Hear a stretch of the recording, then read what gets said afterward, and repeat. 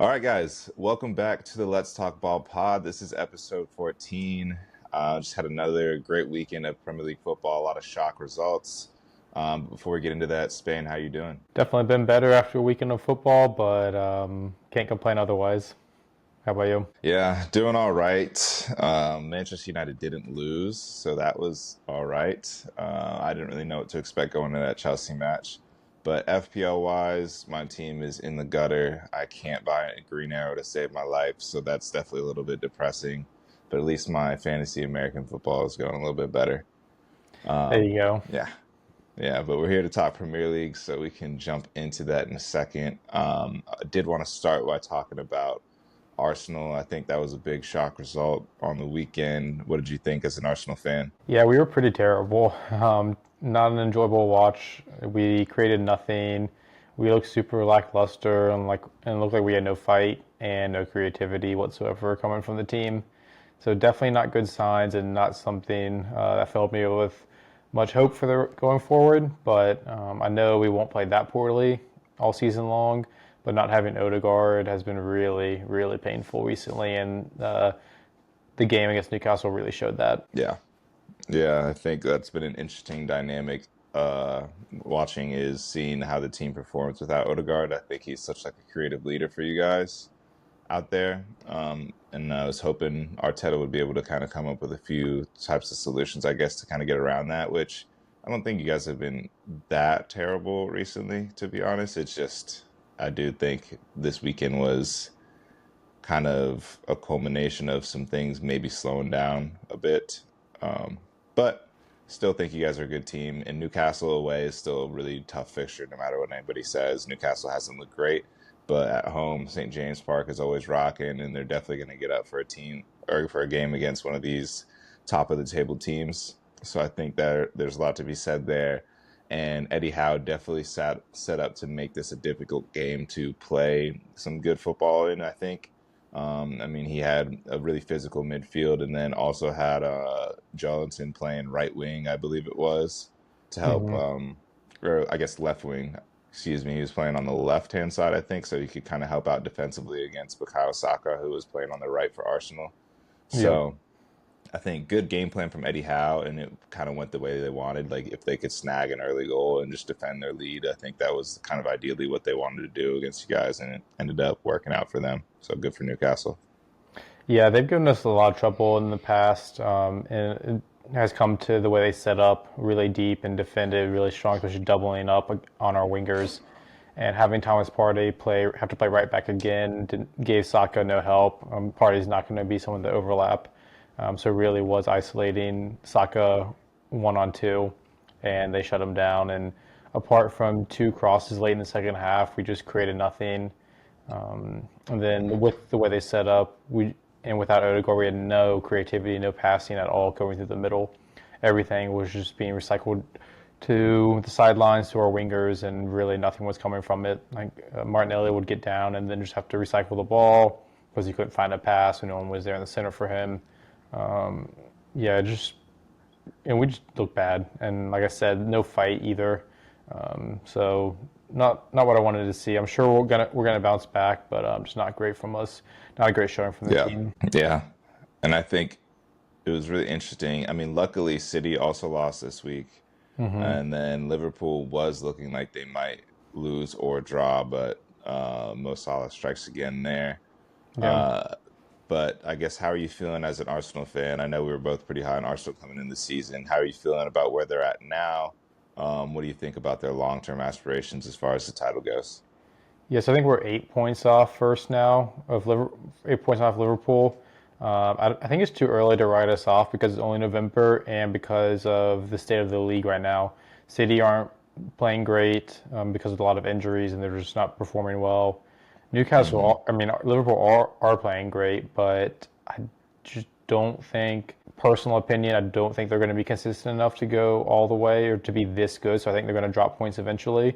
So I think there is time for us to catch up. The league is so good from top to bottom, and everyone knows how to play each other so well. I'm really impressed by the team or by the league as a whole. Any team can get a good result, a surprise result against one of the other teams. So I'm sure Liverpool are going to drop points, and I know City. I'm sure City will continue. We will drop more points, I'm sure. So I don't think we're out of it just because it's City of the league, but it's not looking great. I'm not writing this off yet. Yeah, yeah, and I wouldn't either. I still think for the majority of the season, like if you all things considered, you guys have put up some of the best performances in the league as far as consistency goes. I think you just haven't had a bad luck with some of the results. So I do think I agree. If you can do something kind of like what Man City does every year, where the January transfer window closes and then you guys really kind of hit it into full swing and like barely drop any points over the second half of the season. I agree with that assessment that Liverpool, although I've been impressed with them and their ability to just kind of figure things out, even when they don't play the best throughout the whole 90. I do still feel like they have points to be dropped against teams that are worse than them. And then I think you guys can go. You could give them a game at Anfield. City can give them a game as well. And so like there's still definitely points to be dropped for Liverpool. And like you said, Manchester City isn't quite motoring along either. They're starting to get some key players back with I think they're getting a little bit more depth in the back with Kyle Walker returning. I think KDB made a surprise jump to where he's coming back sooner rather than later. I don't know if he played over the weekend, but I think he was back in training at least sooner than they were anticipating. So City will be getting better, but the way that they look right now, I've been really disappointed. I mean, as a rival fan, I love seeing them do poorly, but as an FPL player that has Erling Haaland and Phil Foden in his team, I've been really disappointed by their lack of goal scoring, and it's really starting to get annoying. So they might be gone after this week, and sneak peek into my FPL moves there. But going back to Arsenal, yeah, definitely don't think you guys are out of it. I think the league is kind of wide open right now, to be honest. A lot of really good teams. Anyone can give anyone a game, like you said. Let's see. Yeah, and what Any other last thoughts from the game? Oh yeah. yeah, last thing to talk about Arsenal was the big news that broke today. Our sporting director Edu stepped down, resigned. So that came out of nowhere, really shocking. And it sounds like he's going to Nottingham Forest and Olympiacos. Their owner has a multi-club system, and he's going to be taking over as director there. It sounds like it's a bigger job for him. He's going to kind of be running the whole multi-club group. From a sporting side, it sounds like. I'm not really sure. Hmm. I'm bummed to see him go because he did make some great signings and really helped get this team mold and shape this team into the team it is today in terms of personnel. And thought he fit our culture really well. So I'm sad to see him Hmm. go. It just sounds like he was ready for a new opportunity. His stock was high. This opportunity came along where I heard his wages are getting tripled and he's taking on more responsibility. So we can't really fault him for taking on a bigger challenge, getting paid, and moving on. Sad to see him go. We'll see how we replace him. But yeah, there's big news that just dropped today, and I'm sure we'll be getting more details in the coming days.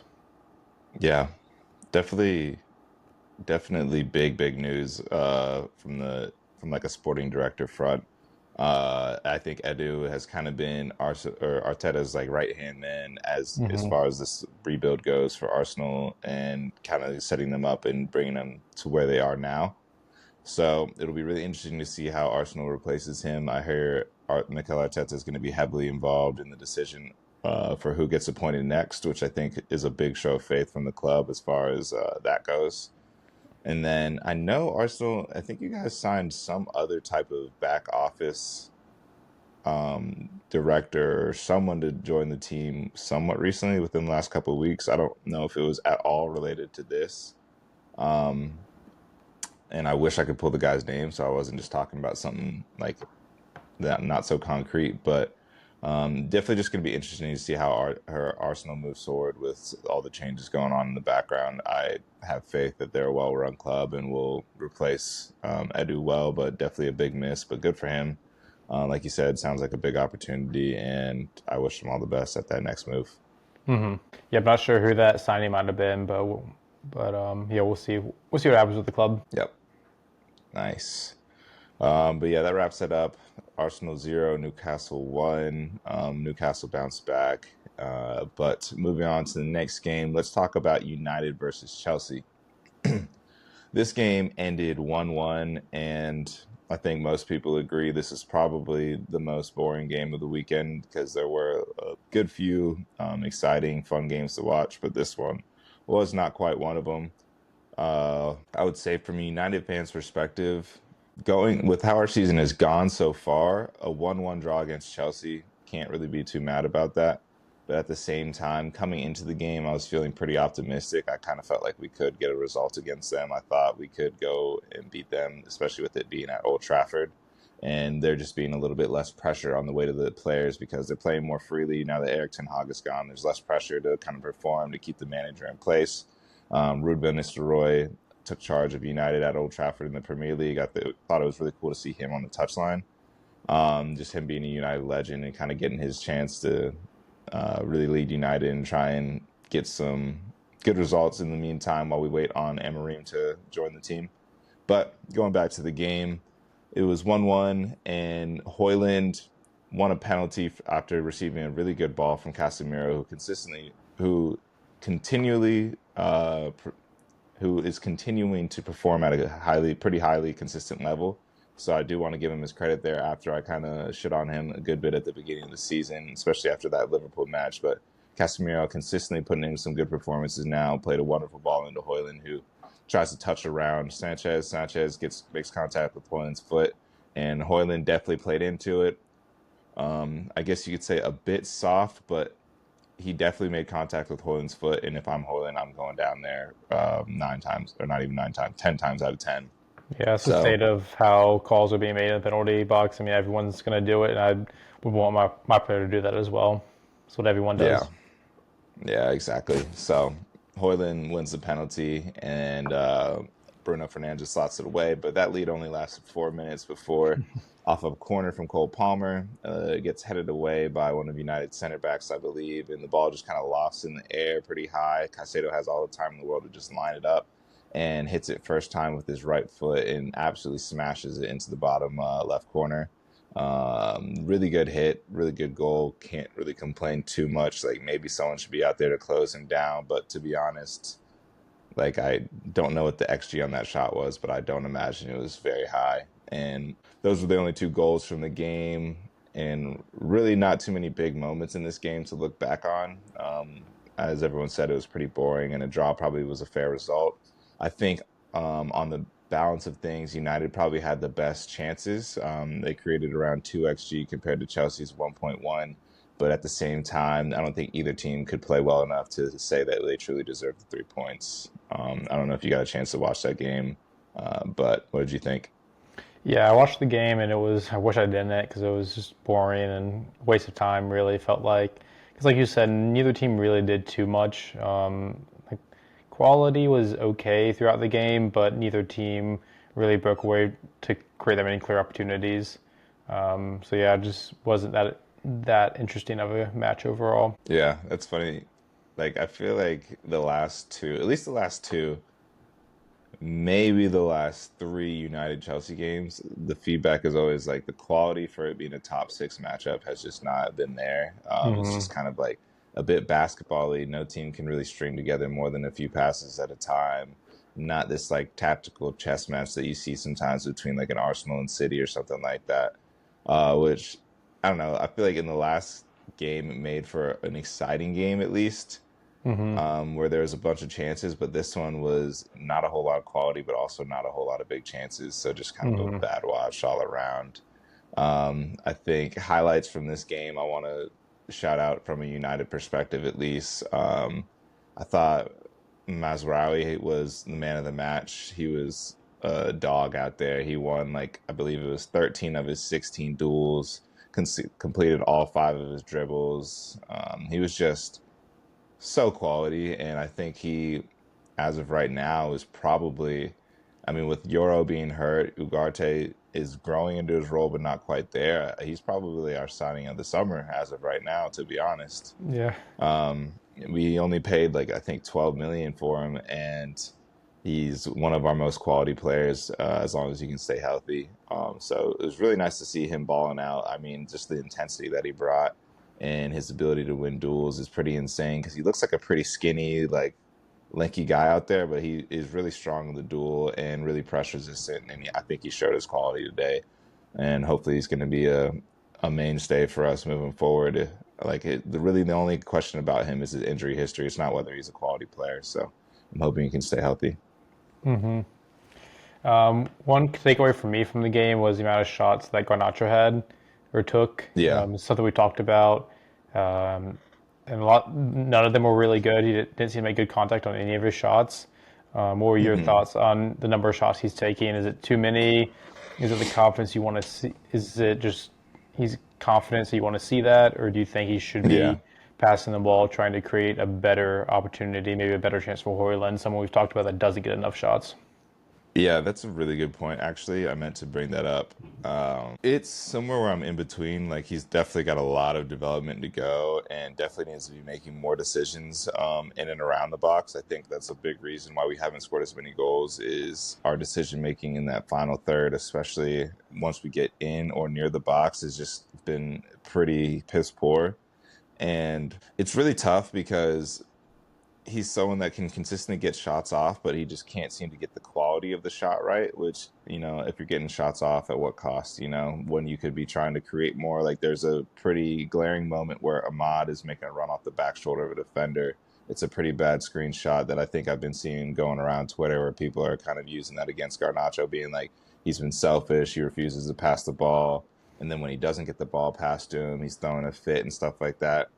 I think a lot of the discourse after this game on United Twitter has been really overblown. I've been watching it, and there's people saying, "Oh, Garnacho's earned himself a loan to Getafe until we can sell him." Like people like are already like trying to write the guy off, and like I guess I want to remind people he's still only 20 years old. There's tons of development there, but I also can agree that maybe he's not being deployed optimally. Like right now, we have Marcus Rashford kind of playing second fiddle at that right wing position, not getting as close to the goal, while we have Garnacho kind of being that left wing closer to goal, taking more shots. When you think maybe give that opportunity to Marcus Rashford, who's someone that has proven that he can score 30 goals a season if he's clicking and whatnot. But I don't know. There's a whole lot of different dynamics there. Like Rashford's probably better at like the rest of the game versus Garnacho's probably more of like a final ball kind of finisher type player. So I don't know if you want him doing some of the stuff that we have Rashford doing, like receiving and like trying to play that cross field over the top ball that Rashford likes to play and like stuff like that. So there's some balance there. But to answer your main question, I think Garnacho definitely has a lot of work to be done. I think he should be passing more and needs to work on his decision making, but he's also young, so I'm not worried about it in a big picture level as much as like was like basically I was really disappointed to see the response of so-called United fans. Everyone going so hard on Garnacho, trying to write him off after like maybe one or two bad games. It's like he's still a 20-year-old kid, and I know it's Manchester United. The standards need to be high, but at the same time, like let's put this all in context. Like he's still our main. Like he's got 10 goal involvements this season, which is like by far the most on our team. Yes, he's taking by far the most shots, but no one has really stepped up when he's not on the field to show that they can necessarily replace that output. So there's a balance to be done there, and I am not really sure where that is, and I don't hate it right now. And it's also not permanent. I think Amarim, when he comes in, is going to change a lot of that. So for right now, I think it's fine. Yeah, you're a really smart guy, Toji. So I'm surprised you're as surprised by the feedback you're seeing on Twitter, because these fans are so fickle and will take I know. any opportunity to write off a player, especially a young player. So I'm I not know. surprised. I'm not surprised to hear that. It's Arsenal fan TV is known for that type of reaction. So hmm that's why I never tune into it to watch it. But yeah, I don't think Garnacho needs to be loaned out. I think that's crazy talk. Like he said, he's been really involved. I do think he just needs to be coached better and to be coached more about what to do in those positions, so he can improve his decision making. And so he's not taking so hmm many shots and trying to either beat a man and then play a ball or play the extra pass that'll lead to the final ball. Yeah. Because I would be Yeah. frustrated as a player, or a fan watching him take that many shots that are very low XG. Yeah, exactly. Like, I mean, objectively, he had a stinker.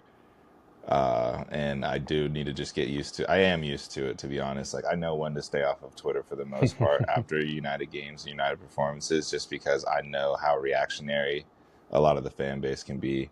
And I guess one point that I did want to one clip that I did want to kind of call back to that I thought was interesting. Like he had a stinker, and there was at one point where he failed to make a clear pass that would have helped lead to an opportunity. Oh Cut yeah. it back, and then got the ball intercepted by Neto, and didn't quite track back as hard as he could have. And Casemiro had to take a yellow card for him to prevent a Chelsea counterattack.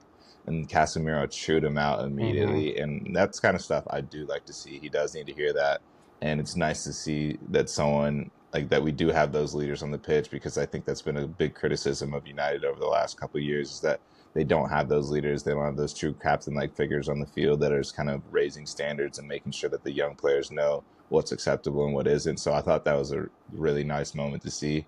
Not nice for Garnacho necessarily, but in from a big pictures perspective, you do want to see that stuff. Yeah. No, totally. It was funny seeing Casemiro cheer him out. Yeah, yeah, I honestly kind of I loved it personally. But to round out the United talk, and so we can move on to the rest of the games. I've touched on this briefly, but Ruben Amorim was officially confirmed by the club to be the next successor to Eric Ten Hag. Distinction: he is not the first team manager, which Eric Ten Hag was. He is the first team head coach, and that is a change that's been made by Ineos to kind of support their structure. They're looking for more of a head coach and not so much a manager, in the sense of like they manage everything down to recruitment, what's going on at the club from a bigger sporting direction and that kind of stuff. This guy is purely here to be the coach and coach the on-field stuff and not worry so much about the other stuff like other United managers in the past have had to. And that wording was very distinct. When they said Eric Ten Hag was being sacked, they referred to him as the manager, and when they hired Ruben Amorim, they had head coach plastered on the stuff. So I think that was an interesting distinction. Um, Ruben Amorim is going to come in after the November international break. I believe his first match will be the Ipswich match after the break. I'm really excited to get him in the door. Seems like a good leader. I like what I'm seeing from him in interviews, and I've started to watch some more sporting. I like how I like how you can see the routines and the rehearsed movements that they do. I've only watched two games so far, but there's some definitely some common things. So it at least looks like they have a way of play, a style of play that is consistent. And so I'm excited to see something like that come into United, and excited to see how he's going to adapt it to the current squad. There's definitely some question marks there as to who's going to play, who's going to start when Emery comes in. And as a United fan, I'm excited to see that, and just excited to get kind of a fresh start at the club. Nice. It'll be interesting to see what changes he makes coming in. It seems like Yep. he'll be a great signing. Yeah, hopefully. Um, I don't know if we're gonna. I don't really know what to expect. I guess until that first game, until we can see kind of how he lines up, see what the limitations are, and I'm interested to see if we're gonna support him in January by getting some new signings in the door as well to kind of support his system that he wants to play. Hmm. But that's all on United. I think that covers everything from the weekend and some of the biggest news there. So we can jump into the rest of the games here. The first one on the list is Liverpool versus Brighton. That one ended up 2-1 in favor of Liverpool. Brighton would look pretty good early on in the game, but Liverpool ended up showing their quality and coming back. Did you watch that game? Yeah, actually, I watched like some of the beginning, missed some of the goals, but I watched all the highlights. Yeah, I thought Brighton were impressive to start the game. Brighton have really been impressing me between last week against Wolves, this past week against Liverpool. Just their attacking ability is really impressive. The way Matoma gets into space, the way they find space and build up as a team. And the team's been changing a lot, I've noticed, in terms of like the starting lineups. So Hmm. the fact that they can still attack so well is impressive, but it seems like late in the game they lose some control and let other teams get into the game more. At least that's been the trend the past two games. But I'll just Yeah. say I've been impressed by Brighton and enjoy watching them. So I thought Liverpool would have scored more against them because just how open Hmm. Brighton can be, but they did a good job to keep Liverpool to only two goals. So that's like the main takeaways. Yeah. Yeah. I think one takeaway I wanted to call out is Danny Welbeck returning again. Hmm. Um, The guy is just he can't stop contributing to the goals. So that's one player I'm looking at in fantasy that It I'm was a like, super lucky assist if you didn't see it. I didn't see it, but I did. All I saw was that he returned points again. I didn't actually watch Yeah. it. It was a ball from Matoma across like the top of the box, and he stuck Uh, out a foot to try and get to it, but couldn't, so he just deflected it. And because he deflected it, I guess I think it was Simicast was tracking back, and he mhm. misread it, and so left Kalioglou wide open, who Yeah, ran onto it and hit it first time. So it was just super lucky assist nice, from Danny Welbeck, but you take the points. nice, But he did look good and should have scored or got an assist. So he's nice, looking really good in fantasy regardless. nice. And then another fantasy implication and from this match. I mean, outside of the obvious Mo Salah scoring again, Ibrahima Konate is one player that I think a lot of people have been talking about, at least from what I've seen in the FPL community. He did come off at halftime, I believe, in this game due to injury, but it looks like he's back in training and supposed to be a part of whatever's going on with Liverpool over the next couple of weeks. So Oh, he's someone really? that people can still look to bring in. I believe I saw something. This was like literally 30 minutes before we got on here. I was just perusing football Twitter. I saw something about him coming back to training already. So Well, yeah, it's surprising. It looked like his shoulder or elbow looked pretty hurt, so I'm really surprised he's back. Other FPL implications for me, I took out Solanke this week, which killed me. I know you did too, Tochi, yeah, so we were both mm, punching the air, seeing Solanke hmm, scored 2 goals in 4 minutes. But I brought in Darwin, who did not return, but I thought he looked pretty good. He had nice. that one play where in the first half where he picked up the ball in midfield, flicked it over the defender, ran onto it, chested it, bodied off another defender, and got a good shot, like a composed shot off, and forced a really good save from for Bergen and goal for Brighton. And then the Gakpo's goal, the first goal for Liverpool, Gakpo put in a nice cross, one of those in swingers from the left side, and Darwin was close to getting his head on it. Unfortunately, he like looked like he ducked out of the way almost, but it would have Hmm. been nice if he got a flick on there. But I'm not completely discouraged by going Darwin over Chris Wood. That was like the main decision for me. I was looking at Darwin, Chris Wood, Wissa, Cunha, Jimenez. I mean, there's so many players out there to get right now, the forward position. But I really narrowed it down to Chris Wood or Wissa, and I should have gone Chris Wood in hindsight because he scored yet again.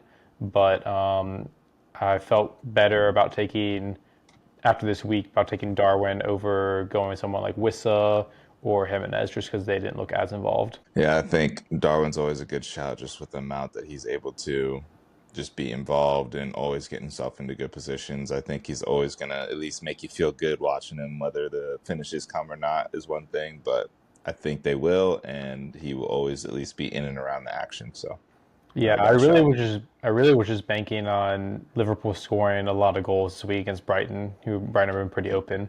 That was the biggest thing. I thought he would just fall into a goal or an assist, but we shall see. They are playing Villa next weekend, I believe, and Villa just gave up 4 to Tottenham, so Tottenham, yeah. that's looking good now.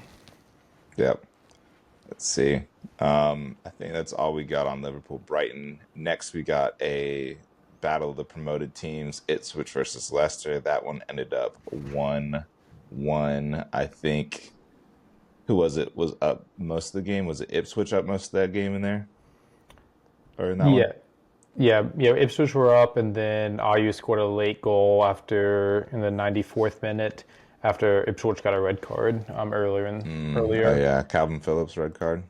Yeah, yeah. Just honestly, it was like some laziness from Phillips. Just a couple of tackles he didn't really need to make, especially the second one. He could have pulled out super late, deserving red card for the second yellow. I thought both yellows were deserved, but neither of them were really necessary. So Hmm. someone's just having a rough go at it right now is Calvin Phillips. Not that I've watched him that much at Ipswich, but I haven't heard too much good things from him. But it was a Yeah. really well worked goal for Leicester for their equalizer. I think it was a 1-2. I think Ayew passed it to Vardy first, but then Vardy had a really nice layoff inside the box, really tight passing, really tight movement, and a really nice one time finish from Ayew. Nice. Well done to Leicester. Congrats on not dropping all 3 points, for getting something out of the game late, because I think that's going to be pretty important as far as relegation battle goes between those teams. Yeah, especially being that it would have been Ipswich they got 3 points, so taking 2 points away from Ipswich as well. Exactly. Exactly. But moving on, let's talk about City versus Bournemouth. That was the other huge result from the weekend outside of the Arsenal Newcastle upset. Bournemouth ended up beating City 2-1 at home. Semenyo opens up the scoring early on. He looked really, really good in this game. I mean, he's looked great all season, but this game I was watching it. I'm like, he looks like the best player on the pitch for a good bit. I don't know. I didn't Mm. miss the second half, but I did watch the first half, and he was absolutely cooking them. So good for Bournemouth to go out and get a result against City. Yeah, like you said, Spino was everywhere on the pitch. He at some points looked a little tired, so that was a little concerning because it looked like if he just had a little more gas in him, he could have gone on to goal and score and finish. But yeah, he was everywhere. Still really encouraging. Unfortunately, both you and I benched him this week, so I was paying having a Yeah. 10 pointer on the bench, which we both desperately needed those points from him. But Hmm. Kirk has also looked great for Bournemouth. He had both assists. He's a young left back Hungarian player.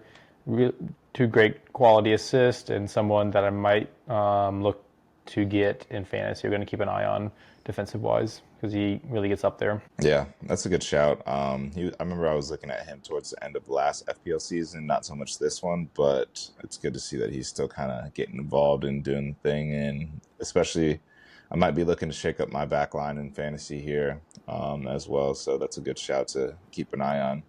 Hmm. And then the other thing I wanted to shout out from this game is City are decimated by injury. I saw your note in the podcast notes there, and they are.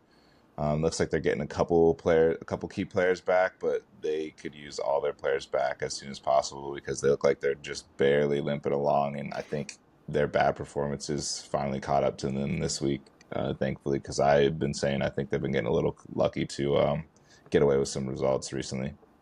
Yeah, agree. They've looked been really lucky, and Bournemouth with the very much deserved winners this week. They dominated the game, created a ton of chances. Should have had 3 or 4 goals in the first half, and or across the game at least. So I'm glad to see someone finally were able to take all 3 points off the City. Yep, agreed. And then from a United perspective, I heard some more United fans this weekend being like, we should go get Semenyo to play some type of wing back role for us in Amarim's new system because he likes to play with those wing backs. Because I mean, he looked really good on the ball, but also against City, I noticed how good he looked off the ball, tracking back, making tackles and whatnot. So if he can do a little bit of both, would not be a bad shout for a kind of Premier League signing because I know one of Ineos's goals is to look more within the league. Like obviously, want to step up their recruitment outside of the league, but still kind of get some solutions from within the league. I think that's why we were so tied to Jared Branthwaite this summer as well. So that's something to watch out for. Hmm. Yeah, that'd be interesting. Let's see. Let's move on from this game, though. Always happy to see City lose, but we don't need to spend too much more time there. Let's talk about Southampton versus Everton. Kind of a surprise result for me. Southampton, I don't know if this is their first one of the season, but they It did was. beat Everton. It was, yeah. So Yeah. Southampton's first one of the season, beating Everton 1-0. Great result for them. It was a late goal from Armstrong to give them their first win. So good for them. Yeah, but Southampton really needed that win. Although Everton deserved the win, they created a ton of chances, and 30 seconds before Southampton scored the game winner, they hit the crossbar. So Everton were really unlucky not to score, not to win in this game, or at least get Mhm. the draw. But happy for Southampton and for their manager to finally get a win, even and Yeah. sticking to their guns for the way they're playing. It looks like a couple minutes after Southampton had scored, Everton also had a goal ruled off. Beto had another late goal ruled off by offside as well. So it would have been Yeah, insane to see him, or would have been like 2 weeks in a row, score some late goal and it to would help secure points for Everton. It would have been a really impressive goal too if he scored. Did you see? I didn't see what it was. Yeah, he was barely offside. I think it was the right call by VAR. But he made a run in behind. The ball was played over the top. He was stretching for it, took one touch, and let the ball kind of controlled it, but it went up into the air, and as it dropped, he hit it as it was dropping past Ramsdale, and it was a Nice. really well timed and well controlled finish. So Nice. he's definitely gaining some confidence. Beto is. Nice. Good for him. I'm glad he's gaining confidence and hopefully he can keep showing his quality. And if that's even more of a reason for me to get Calvert-Lewin out of my team as well. Yeah, I yeah, was debating but for so long.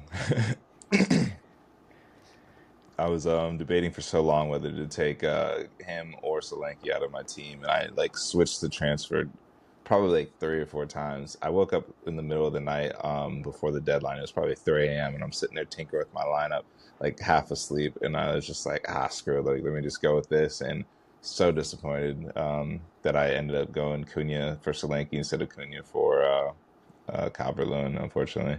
was it mostly because of the fixture? Because every time we're playing Southampton. Yeah, exactly. Everton were playing Southampton, and then Solanke was playing Villa, and I just kind of was like, maybe, just maybe, if there's a game for Calvert-Lewin to figure it out, it would have been the Southampton game. But here we are. Yeah, I would have.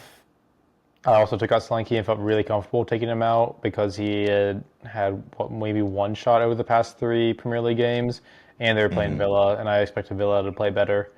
And so that was the biggest surprise for me was how poorly Villa played in that situation. But Definitely. one more thing on the Southampton game Mm, though is Ramsdale played great. I thought he was the man of the match. He made some really important yeah, big saves for them to help them get that win. yeah, and Mob agrees with you. I'm Oh yeah, looking at the player nice. ratings right now, and he was their man of the match for sure. Nice. Yeah, he made some huge saves. It's good for him. Let's see. Let's move on to Nottingham Forest 3, West Ham 0. Chris Wood continues to score. He's a man on fire. He cannot be stopped.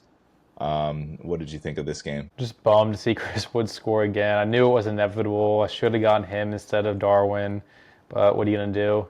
I went for the explosives to Darwin, but other than that, West Ham has just been so bad this year. So I saw that matchup and I knew it was a good one for Nottingham Forest. I just thought Liverpool, being Liverpool, I should go with one of their players who I knew would start. But West Ham are terrible. Their defense is bad, even though they made some good signings. And Forest are playing really, really well right now. So yeah, Yeah, just they are. They're up into the top three, right? let's check real Yeah, quick. But yeah, they were. they Yeah, they're are. just. Yeah. So should have trusted Chris Wood when I didn't. But yeah, they're just playing really well. West Ham are really poor. Yeah, I think those are really the takeaways. Forest is now sitting in third in the Premier League table with 19 points, just right ahead of Chelsea and Arsenal, and 4 points behind City in second. And West Ham, like you said, just poor. I really had higher hopes for them with them getting a new manager and all the new players in. I guess to be fair to them, it might take some time to kind of figure out the way of play, get all the new players to gel because I think they had one of the most active summers out of like any of the teams in the Premier League as far as like new signings went. So maybe they still need some time to kind of let things click, but definitely been disappointed by West Ham this season. Yeah, I feel like that's been a trend over the past few years with them. Yeah.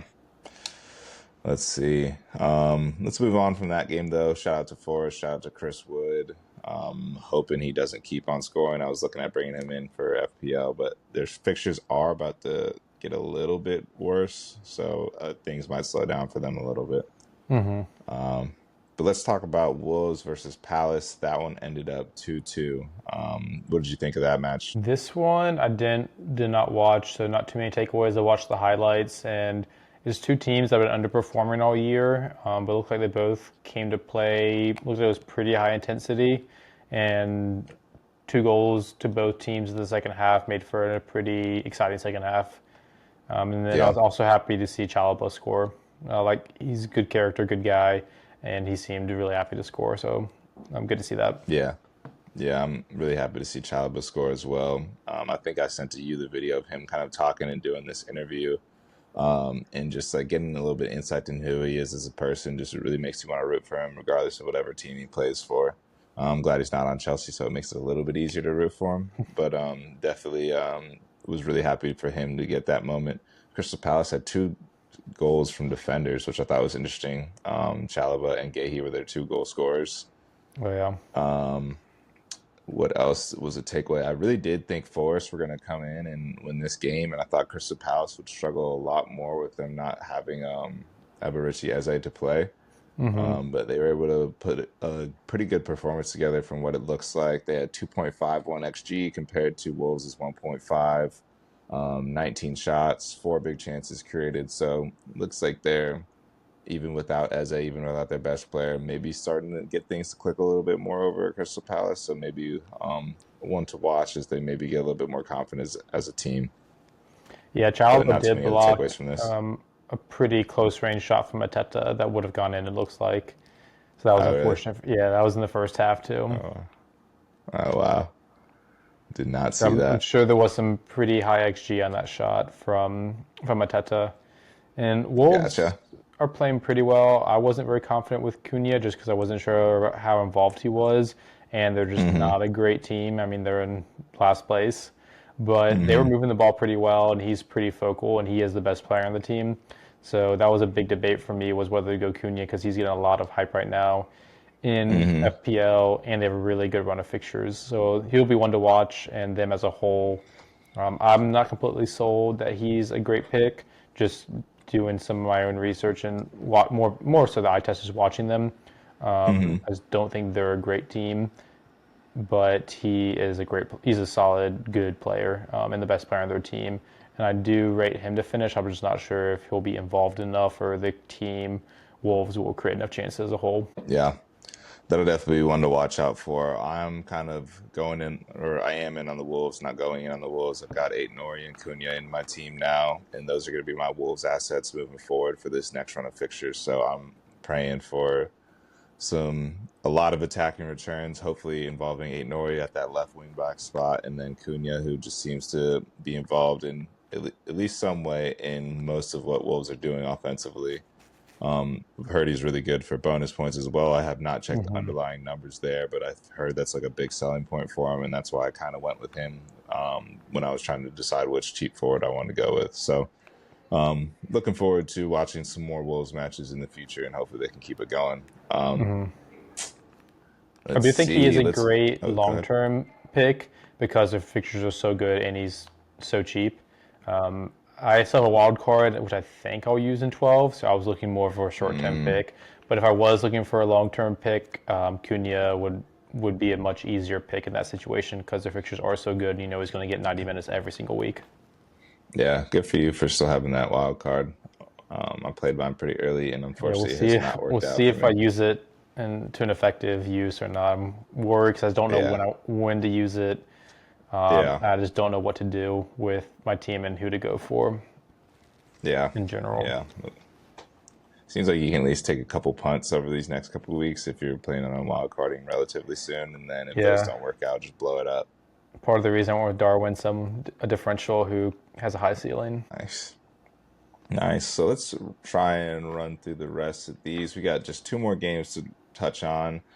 We have Tottenham versus Aston Villa. That one ended up 4 goals for Tottenham, 1 goal for Villa. Kind of a statement win from Ange and the Spurs. Not what I was expecting coming into the match. What did you think? Yeah, I was surprised. I was not expecting Spurs. Spurs have been so fickle this year, and we talked about the inconsistency. They played poor last week and lost. No, Hmm. they come back and win last week. Forget because they're so Um, up and down. yeah, I know. I wish I could tell you. They lost last week to Crystal Palace. Or Okay, no. Yeah, they did. Yeah, they lost last week to Crystal Palace, but won midweek in the Carabao Cup versus City. okay, and it was 2 weekends then ago against West Ham where they had the second half come back. So that was my thinking where they came out in the second half because in the first half they were down 1-0 to Villa. Came out in the second half, scored 4 goals. I just don't really know what to make of Spurs. They can score a lot of goals. They miss a lot of chances at the same time. I have a hard time reading them as a team. Yeah, honestly, same. I think what it is, they just got so much attacking quality that they are going to score goals. It just depends on if they're going to have an equal amount of goals scored back on them just because of the gaps they leave defensively and whatnot. I think it's going to kind of be this story all season long where you're not really sure where they stand, and they're going to end up. I think because of their quality, they'll end up in the obviously going to end up in the top half of the table, probably flirting around at like anywhere between that fourth to like eighth place range, probably. Like I don't think they'll finish up much lower than that, but I don't think they'll even really finish fourth. But I think they'll end up in that range, like I said, just because of quality, but not any higher because of the inconsistency that they have. Yep. Still don't really know what to expect from them. That's why I got rid of Solanke, and of course he goes and scores 2 goals. Madison did not start today, which was interesting. His first game off the bench this year, but came in and scored a really nice free kick late in the game. Yeah, I don't have too many other takeaways other than Villa being surprisingly bad. Like we said in last pod, that Village aren't fun to watch because they don't really do too much, and that seemed like it was the case in this game. They didn't really do too much, and they got beat, and Tottenham were able to attack on them. Yeah, I know we like actually had that top of mind. I was watching this game was like just how boring that they've been. But I think I also said a little bit how I think despite the good results that they seem to keep getting, I did think that they were not. I don't want to say like too overrated because I don't know anyone that rates them like that highly. But at the same time, like I did think that they have a game or two like this in them where I just haven't been so convinced by their performances that I think that they're on the same tier as even like I don't know, like Chelsea just has so much quality. They maybe have the same inconsistency issues, but something about Villa, I just am not convinced that them being able to hit too high of heights. Like I think they kind of had a little bit of luck to start the season, and I think they'll kind of even out. I think they'll still be a similar team to Tottenham, to where they'll finish like relatively high on the table, but I don't think they're going to be out there pushing any of that top three and applying too much pressure behind them, to be honest. Yeah, I think the low scoring home games are where they do their best work. They can play conservatively, they're well coached, and as long as it doesn't get into too high scoring of a game, they will do pretty all right and can hold their own against anyone. But when some team scores 4 on them, they're not going to have too much of a chance. And in away games, sometimes you won't know what you're going to get from them. But home and low scoring games, I'll put my money on Villa most of the time. Yeah. Yeah, I need to I kind of want to rewatch this game and kind of see how Villa gave up the goals. I think a lot of them were pretty like some good high regains by Tottenham's high press, winning the ball up the field, and then Tottenham attacking really directly and really Mm-hmm. quickly. Yeah.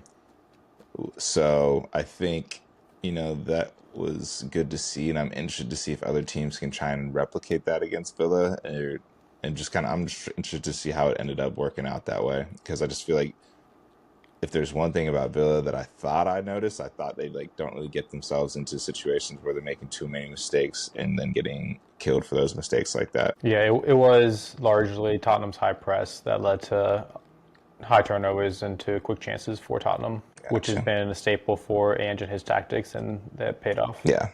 Yeah, exactly what Ange looking for. So good for Spurs, but also Dominic Solanke Yeah. because oh man, I cannot. I really was fuming seeing the first goal go in, and then I lost my head at the second one. And I was trying to check it a second ago, but I think he may or may not have gotten assist points for. Did you get assist points for earning the foul if James Madison scores that direct free kick? Did he really? Because I know he had 16 points, but I didn't look to see where he got the points from. If I think they he did give did him that that, assist. that would be insane. Let me look up real quick. I love Yeah, that we had the same exact reaction in different group chats. yeah, Or like my text to you was the same exact reaction you had in a yeah. different group chat, like verbatim. He did get the assist. Wow, He no did get the way. assist. Wow, yeah, I'm so glad I didn't register because I saw the goal in real time. I'm so glad I didn't register that he picked up the foul because that would have made me even more upset. yeah. I But mean, for it was just context, yeah. Go I ahead. was watching the game and texted Tochi F off Solanke after the second goal, and you emphasized the message and then sent a screenshot back of your messages to between Logan and someone else, and you said Yeah, basically the exact same F off Solanke. So we were on the same yeah, wavelength there. Honestly, I didn't know that you also transferred him out this week, so it was very fitting. yeah. Yeah, I felt it's seen in that just moment. it's the story of my FPO woes over the last month. Basically, I should start releasing my FPL moves so people can fade me because at this point, that's how you're going to score the most points. It's like I said earlier in this or in the episode, I cannot buy a green arrow in FPL to save my life right now. So if anyone wants to just take over my team for me, feel free because I have the opposite of the Midas touch right now. You need to take on the Bailey method of not touching your team, being rise up to fifth place in the league. I know it's so funny. The Me and fact that Logan were Bailey's just ahead talking of about that. both of us, he's ahead of me by 25 points. He's ahead of you by 25, like 65 points. This is so bad that Bailey's beating both of us. He hasn't touched his team since probably game week two. The set and forget meta. Insane. But we got one last game to cover real quick, and then we can wrap it up. I know you said you got to get out of here relatively soon. Let's talk about Fulham versus Brentford. That was the Monday game. That was a really fun game to watch. I saw that, maybe not for what I saw, but it was a fun ending to the game. Um, I started watching the game and I saw Brentford score against the run of play. They scored a banger, kind of won the ball high up the field. And I think it was Norgard to Janelt, who hit it with his left foot, just made really sweet contact with it, hit side netting. And Brentford really scored against the run of play. Fulham had been dominating up until that point. And then Fulham were down pretty much the whole game until Marco Silva brings on Harry Wilson off the bench, and I missed his first goal. Did you see that? Yeah, I was super lucky. I mean, both his goals were pretty lucky, honestly. The first one, he made a nice near run across the near post and just jumped, and it was coming in kind of at him. So he just jumped and let it deflect off the outside of his boot, just to kind of flick it on, and it went and hit the back post to the side netting in the back. Nice. So cool goal, lucky goal, but you need someone to be making that near post run. And then the Nice. second goal also a little lucky. Anthony Robinson put in a good cross, and he made another good near post run ish, and had to stoop down, and it hit more of his shoulder and went in. But another good run by Harry Wilson, and did what I'm assuming he was asked to do, get it in the box, and scored off two near post runs. So good for him, scoring a brace off the bench to get the winner. Yeah, good for him. Looked like a masterclass of a decision from Marco Silva, and I think Fulham would have been felt pretty hard done not to lead with 3 points after the game. They I feel like they dominated most of it. They had Brentford kind of pinned back, just absorbing pressure, trying to survive the game rather than really play like head to head. So I think Fulham was really, really excited to get that win in front of the home fans as well. So good for them. Yeah, I think Fulham definitely deserved the win.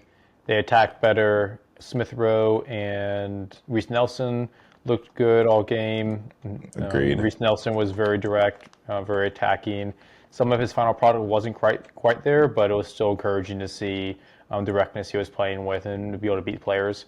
So I would have been happy to have him, or would happy as a manager to see what he's doing. Another takeaway for FPL, it looked like Jimenez was pretty uninvolved. I don't think he had many chances in the game. So that's just Hmm. one takeaway, one thing I was looking at FPL wise. Nice. That's a good shout because I know a lot of people have been looking at him. Yeah, I just feel like he Let's doesn't get see. many shots. His shot volume is not there, and he's Hmm. been in form and confident, so he's been scoring on the few chances he has been getting. I could be wrong there, but that's just my feeling. So I decided to swerve him, which I'm fine with. I'm happier owning Smith Rowe, honestly, than I am Jimenez, even though Jimenez has been a little more consistent on goal scoring. Yeah, I can get behind that reasoning as well. I flirted with the idea of him, but I think there's better options in his price range. Both with, I don't know what their fixtures are like, but I think there's better fixtures and just players that are more involved, like you were saying.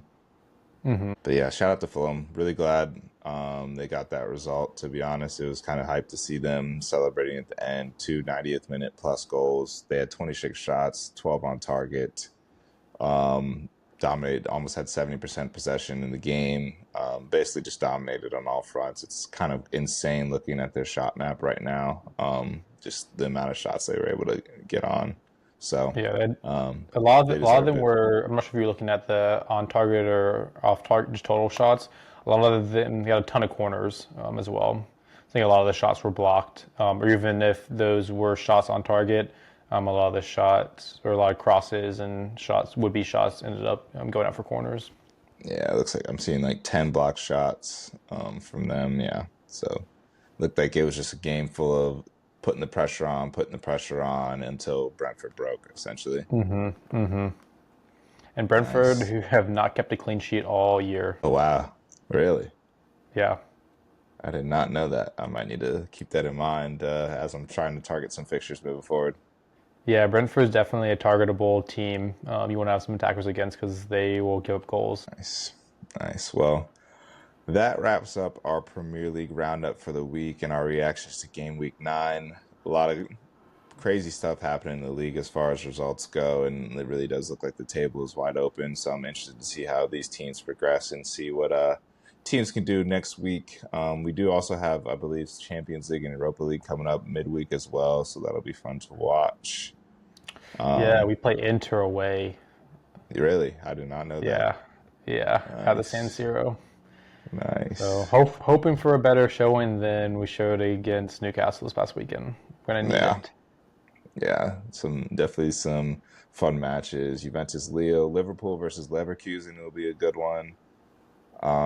We've got Real Madrid versus Milan tomorrow.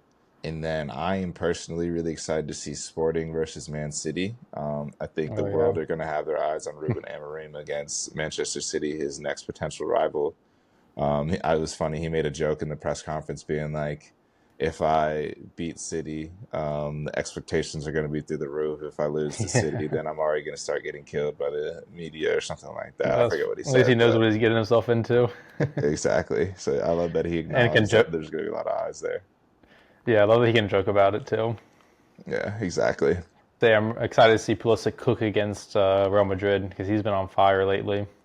Yeah, he has. I would love to see him put on a great showing against them, especially while they seem susceptible right now. Same, same. Let's see, what else do we got? We got PSG versus Atletico, should be a fun one. Stuttgart versus Atalanta will be, I think, a good game. Two teams that I think are playing really well in their domestic leagues. Bayern versus Benfica, Inter versus Arsenal, like you said. And then I think that's really it from a Champions League perspective. I think there's some decent matchups in the Europa League, but nothing too crazy. Tottenham versus Galatasaray. United play some no-name team that we'll probably end up making a harder game out of than we need to. But yeah, a lot of soccer to watch midweek, and then going into the Premier League next weekend. I'm excited to watch those matches before we head into the next international break. So, really excited to kind of round back up and talk about this. Cool. Yep. Looking forward to this week of soccer. Yep. That is all. Thank you guys for joining us. Don't forget to like, comment, and subscribe if you can. Show some love there. But we will catch you in the next one. Yep. Like and subscribe. Enjoy the soccer this week. Peace.